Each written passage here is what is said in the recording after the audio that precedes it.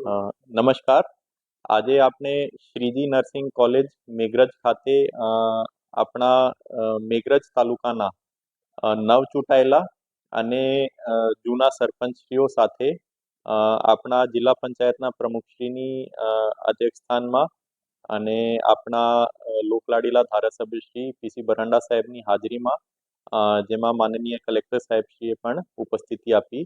એમાં જિલ્લા પંચાયત મારફત એક સરપંચ સંવાદ કાર્યક્રમ ગોઠવવામાં આવ્યું, જેમાં જિલ્લા પંચાયતના બધા ક્લાસ 1 અધિકારીઓ અહીંયા હાજર રહીને અને પોતપોતાના વિભાગની કામગીરી સરપંચશ્રીઓ સમક્ષ મૂકી.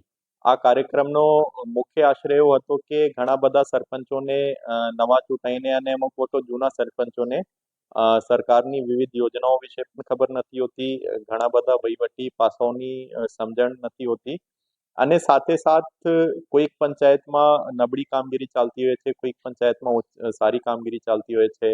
તો એમાં ઘણી બધી કામગીરીઓમાં સરપંચશ્રીનો અને પંચાયતનો સાથ સહકાર મળે તો કામગીરીમાં વેગ આવી શકે છે.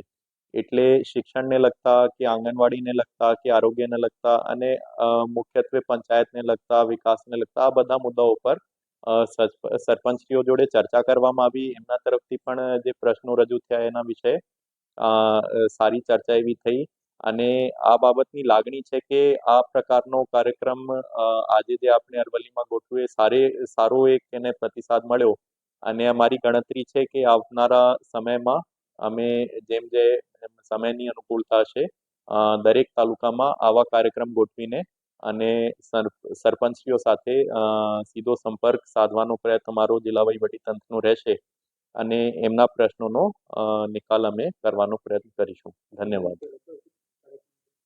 હા, આપણે જિલ્લામાં પહેલી વખત આ પ્રકારે કાર્યક્રમ કર્યું છે અને શરૂઆત આપણે પ્રમુખશ્રીના સ્થાન એટલે મેઘરજથી જ આપણે આ કાર્યક્રમની શરૂઆત કરી છે. ધન્યવાદ.